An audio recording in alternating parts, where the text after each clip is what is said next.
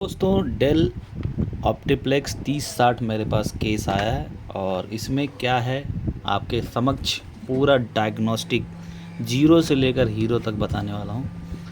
तो कृपया इस वीडियो को शुरू से लेकर अंत तक देखिए, तभी इसका केस स्टडी समझ आने वाला है आपको और इसमें क्या फॉल्ट है, क्यों आया बोर्ड और इसमें हमने क्या डायग्नोस किया, वो सारी चीज़ें जीरो से हीरो तक समझेंगे।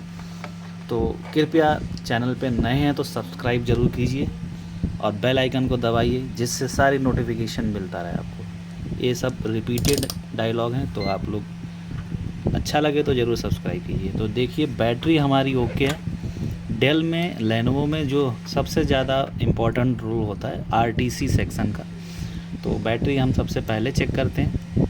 बैटरी डिस्चार्ज नहीं होना चाहिए। उसके बाद से हम क्या करेंगे, मदरबोर्ड को ऑन करेंगे और कोर सप्लाई को चेक करेंगे। तो कोर सप्लाई चेक करने के लिए बेसिकली जो हमारा मेन टेस्टिंग पॉइंट होता है, जो हमारा होता है, ये कॉइल्स होते हैं, ठीक है। तो हम कॉइल पे वोल्टेज को चेक करेंगे, ओके।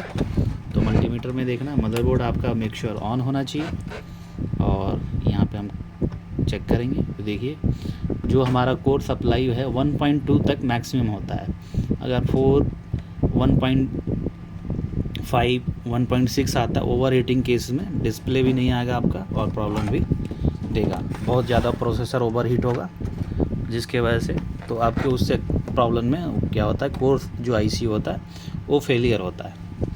दूसरी चीज़ होता है हमारी जो है रैम की रिक्वायरमेंट। रैम लगा के हम चेक करेंगे डिस्प्ले आ रहा है कि नहीं। देखिए अभी हमारा जो कोर सप्लाई तो एक्टिव है बिल्कुल, बैटरी भी सही है, तो डिस्प्ले भी आना चाहिए। अगर नहीं आता है तो हम अगला क्या चेक करने वाले हैं, सब कुछ इसी के साथ सेट आया। तो देखिए ये ऑन हो गया। तो हम इसको क्या करेंगे, इस पर ज़्यादा ओवर हीट ना हो तो हम इस पर रख लेंगे CPU फ़ैन, ठीक है, 280 G2 का, जो थोड़ा सा लेग इसका शॉर्ट होता है और ये प्रोसेसर में अच्छे से सिंक हो जाता है।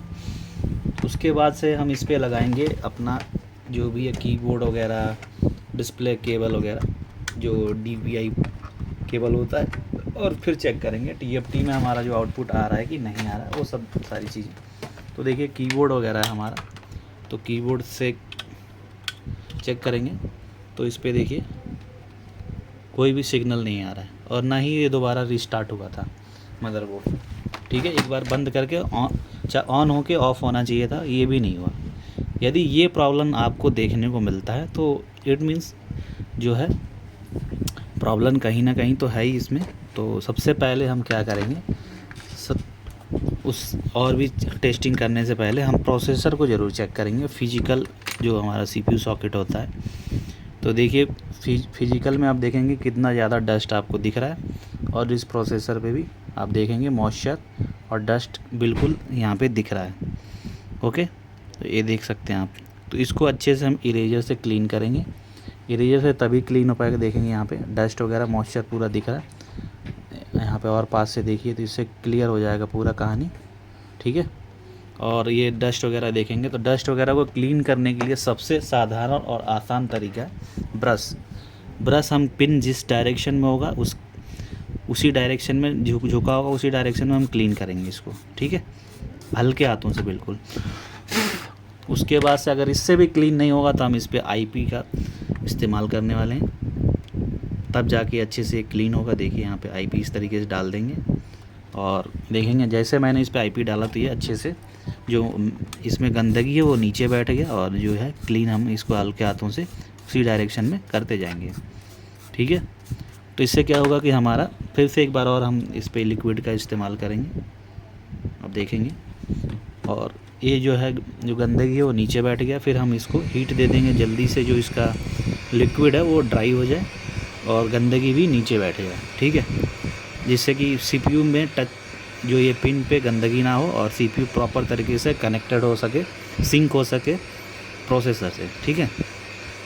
तो इस तरीके से हमारा जो है हम इसको ड्राई कर लेंगे। जो है लिक्विड वगैरह यहाँ से देखिए हीट होके ख़त्म हो जाएगा। हल्के से ही जल्दी हीट करना, एक ही जगह हीट करोगे तो CPU सॉकेट जल जाएगा।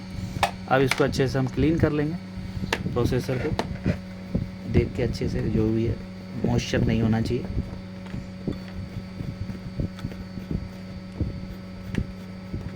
क्लीन करने के पश्चात देखेंगे तो इस तरीके से क्लीन हो गया बिल्कुल।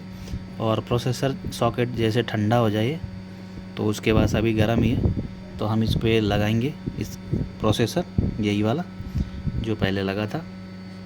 और नहीं तो ये क्या करेगा, जल्दी से ओवर हीट कर देगा। तो फ़ैन हमने चला के रखा हुआ है, उसके बाद से तो आपको अंदाज़ा नहीं लगेगा, ठीक है। तो अभी ये ठंडा हो चुका है। अब इसको हम कनेक्ट करके अगेन पुनः देखेंगे। अब इस पे मैंने डीपी कन्वर्टर जो भी केबल लगा रखा है, एक बार ऑन हुआ ये, और ये इंस्टेंट आप देखेंगे ऑटोमेटिकली ऑन हुआ। बट कीबोर्ड पे अभी हमारा जो सिग्नल वगैरह वो अभी कुछ भी नहीं आ रहा, क्योंकि अभी एक बार ज़रूर ये रिस्टार्ट होना चाहिए। तो मुझे लगता है कि दो कंडीशन होते हैं इस केस में, कि या तो प्रोसेसर फॉल्टी होता है या तो हमारा मदरबोर्ड का केस होता है फॉल्टी, जैसे बायोस से रिलेटेड प्रॉब्लम। तो वैसे कोर सप्लाई हमारा एक्टिव था, तो हम ये एक बार क्या करेंगे, इसमें रैम की सप्लाई ज़रूर चेक कर लेंगे, रैम की क्या रिक्वायरमेंट है। ओके, तो रैम का हम वोल्टेज चेक करेंगे, और यहाँ पे देखेंगे 1.2 बिल्कुल बन रहा है। ओके, और यहाँ पे देखेंगे 1.1 वोल्ट आ रहा है नहीं आ रहा, ठीक है। तो यहाँ पे भी आ रहा है, इसका मतलब पीसीएच को भी पावर मिल रहा है। तो यानी कि मुझे लगता है डाउट प्रोसेसर में ही हो सकता है कहीं फॉल्ट। तो हम क्या करेंगे, इस पर प्रोसेसर अपना लगा के सेटअप का ट्राई कर लेंगे। देखिए दूसरा प्रोसेसर हम इस पर अपने सेटअप का लगाएंगे और इससे ट्राई करेंगे। अगर इससे नहीं आएगा तो इट मीन्स जो है हमारा सारी चीज़ें ओके आ रही हैं यहाँ पे, तो बोर्ड का प्रॉब्लम हो सकता है, ठीक है। तो इसका एक बार मैं एक इन्फॉर्मेशन मैं आपको लोगों को बता दूं, एक बार ऑन होकर ऑफ़ होना चाहिए तभी डिस्प्ले आएगा, क्योंकि इसका कैलिब्रेशन यही है, कुछ टाइम चल के ऑफ़ होना चाहिए। तो अभी इसमें मैंने लगाया, कुछ टाइम चल के ये ऑफ़ नहीं हुआ, ठीक है। और अगर इसका फ्रंट पैनल कनेक्टर होता तो उसमें ऑरेंज लाइट इंडिकेट करता तो भी, लेकिन अभी यहाँ पे रेड लाइट भी इंडिकेशन करता है यहाँ पे इस कार्ड पे, अब देखेंगे तो भी हमारा रीसेट की प्रॉब्लम होती है। बट इसमें अभी ऐसा कुछ नहीं दिख रहा है। तो हम एक बार बैटरी को एक बार हटा के देखेंगे ये रिस्टार्ट हो रहा है कि नहीं हो रहा, अभी क्लियर हो जाएगा जस्ट। और एक बार सीमोस को रीसेट कर लेंगे, तो एक बार बंद करके सीमोस को यहाँ पे रीसेट करते हैं, दोबारा से लगाते हैं। तो देखिए अभी ऑन नहीं हुआ। अब वापस सीमोस को रिस्टोर करेंगे होम पोजीशन पे, और बैट दोबारा से डिस्चार्ज होने के लिए ड्रॉप कर देंगे। अब दोबारा ये ऑन हो गया। ऑन होने के बाद ये ऑफ़ नहीं हो रहा है, बस इसमें प्रॉब्लम यही है। तो पीसीएच ओवर हीट कंडीशन नहीं होना चाहिए। अगर ओवर हीटेड होगा तो भी हमारा जो है डिस्प्ले नहीं आएगा, ठीक है। तो इस केस में पीसीएच को आपको ज़रूर चेक करना है। ओके, क्योंकि अभी देख सकते हैं आप सीमोस रीसेट करने के बाद भी ये रीस्टार्ट नहीं हुआ, इसका मतलब प्रॉब्लम मदरबोर्ड में है, प्रोसेसर में नहीं है। तो और भी हम सप्लाई इसको चेक कर लेते हैं, एक बार देख लेते हैं पीसीएच पे हमारे जो 3.3 और भी वोल्टेज जो होते हैं 1.8 3.3 इधर, ठीक है, 1.3.3 1.0